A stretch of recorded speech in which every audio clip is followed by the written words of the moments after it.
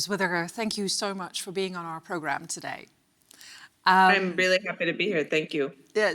You are part of Signal, a messaging app, which is like WhatsApp, and the use of Signal skyrocketed in the Netherlands after Donald Trump's inauguration last year. How do you explain that the Netherlands is now in the top 5 countries for Signal users? Well, I think it shows that the Netherlands are a country of very sensible people who like cool things. Signal is like WhatsApp in some ways. WhatsApp uses our encryption protocol to encrypt a small portion of their data, the messages that you send on their platform. But Signal is much more private and secure than WhatsApp. And in fact, it is the only large-scale messaging platform that exists in the world that provides the level of security and privacy that we do. And we do that in a way that is open source, which means that you can actually look at our code. You can verify that what I'm saying is actually what is happening when you use Signal, which we believe should be the standard for core infrastructure that serves such an incredibly important social purpose like communication. Yeah, this should be the case for every type of product like this. At the same time, even though 2 million Dutch people have downloaded Signal, only 1% has actually left WhatsApp. Why do you think that is? Why is it so hard? I mean, you still have WhatsApp on your phone as well, I read. Well, look, we see the numbers in the Netherlands going up and up. It's one of our top 5 countries and, a much smaller population than a country like the US. We saw over 200% growth in the last year in the Netherlands, and it looks like over 1 in 5 people in the Netherlands now use Signal.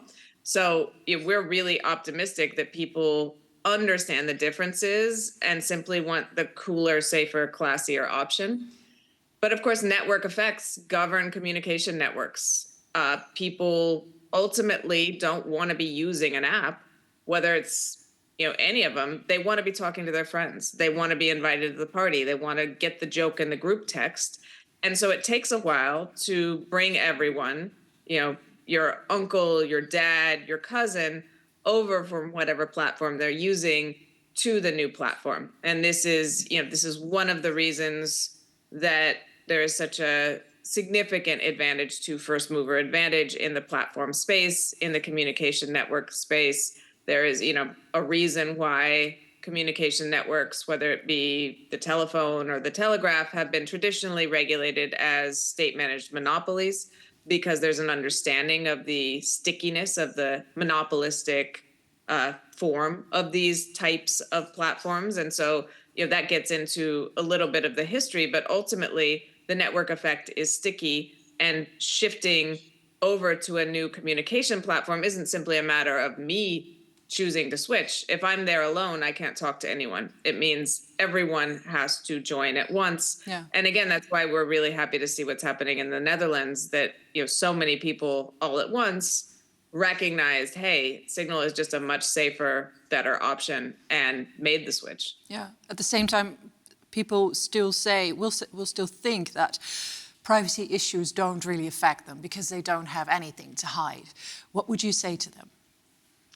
Well, I would say what I've said to other people in the past, which is I think that might feel true on a very abstract level, but what would you be willing to do to prevent me publishing a database of every single text message you've sent, every single flirty emoji you've sent to an Instagram model, every single angry message you sent, or every single bad word you said about your boss or your friends, all in a database that everyone can search, from your coworkers to your family to your mother-in-law to your friend group to everyone, right? Yeah. And I think when you put it in those terms, it gets down to the root of it, and people recognize just how essential privacy is to the ability to have a full life, to have various relationships that differ between person and person, to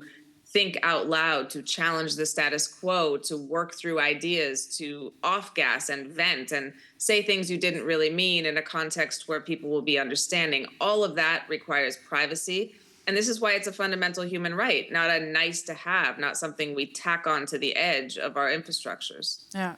Now, this week, especially, I've just been discussing the latest confrontation between the European Union and the United States big tech.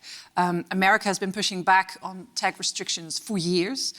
But this week turned out to be so blunt and outspoken that I was wondering, is this a turning point?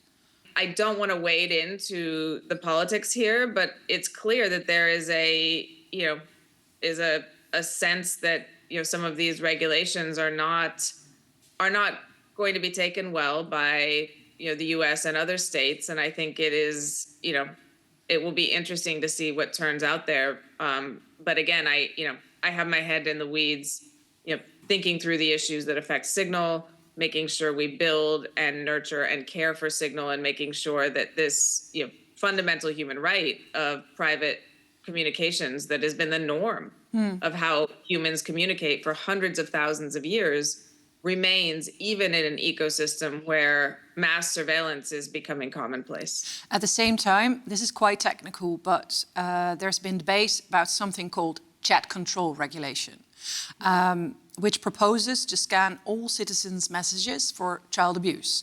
Now, Signal said before that it will leave the EU if this law passes. It has now been watered down. What is your stance now? Well, I want to be very specific about what our position here is, which does not change. What we have said is that if we were ever put in a place where we had to choose between implementing mass surveillance and scanning, and thus undermining our entire purpose for being, or leaving the market, whether it be the EU or any other market, we would in a heartbeat leave the market, because we are not going to abdicate our responsibility to the millions and millions of people who rely on Signal, sometimes in life or death circumstances. Full stop.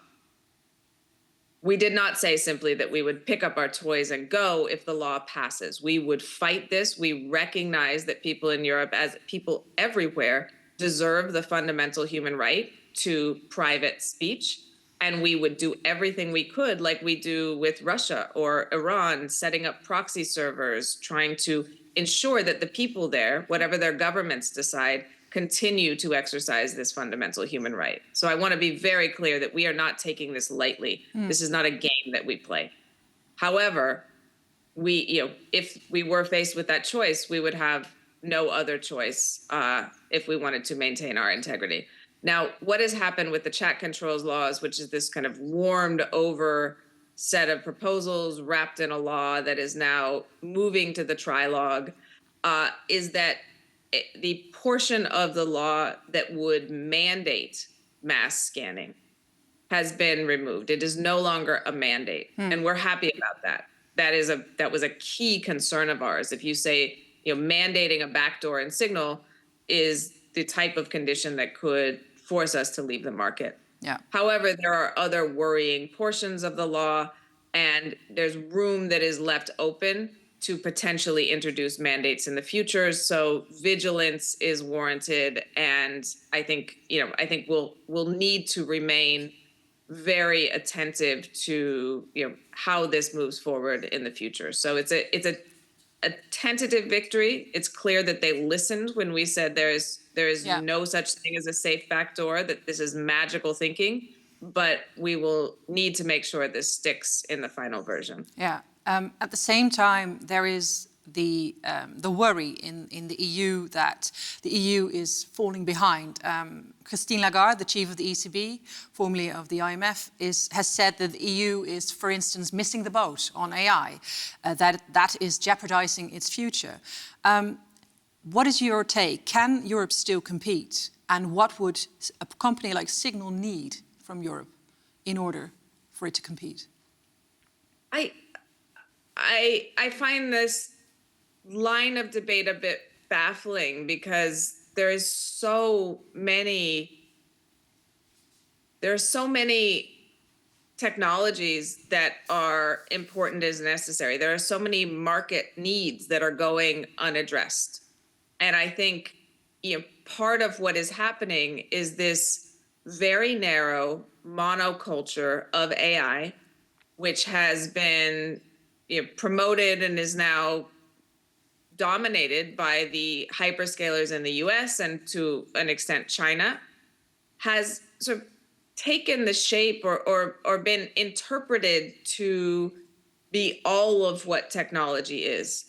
And of course, because of historical reasons, the way that the platform companies were able to entrench their dominance, the natural monopoly form of the network effect, the fact that 3 companies in the US have around 70% of the infrastructure market in cloud, that's Amazon, Google, and Microsoft, the fact that these same companies control the information platforms that we rely on, which are sources of data and sources of AI distribution, and the fact that the data and compute advantages of these companies mean that they have a key dominance in large neural network-based language models, which are this sort of dominant paradigm in AI, is all of that is true, and there's no way that I see to simply set up a competitor at that scale, given that these are deeply entrenched and that the historical forces that created these centered in the US, we could date them to the 90s, we could date them to before, but this has had a long time to grow and take root.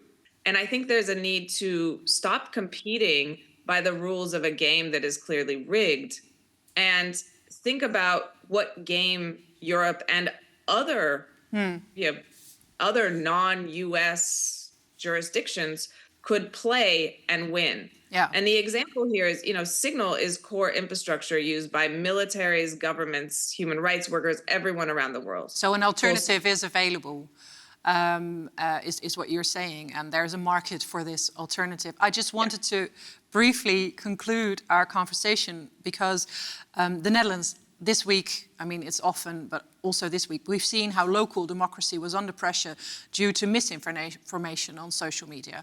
I understand that this week you will be speaking about how technology can actually strengthen democracy. So I was just wondering, how? Well, I think Signal is an example of technology that strengthens democracy. Democracy requires open, honest communication that is able to examine the reality of our world and challenge dominant paradigms and the status quo. Yeah. And that's what we at Signal aim to provide. We have one thing we do it very well, and that is ensure that actually private communication persists. I think the topic of social media platforms and our information environment and the media ecosystem in general is very complex. And it's something that is not solely a technical issue. In order to, generate stories for, empirical, evidence-based, information, we need a healthy media ecosystem. We need robust journalism. And so we can't really decouple sort of platforms from the overall topic of, how do we make sure we strengthen the media and ensure that we have good, robust sources of information. Yeah, I see. Ms. Whittaker, thank you so much for being on our program today. Thank you. Please be back. Bye-bye. Thank you. Bedankt voor het kijken. Vond je dit nou een goed gesprek? Vergeet dan niet te abonneren of te liken. Reageren in de comments kan natuurlijk ook. Wil je meer zien over dit onderwerp? Klik dan hiernaast.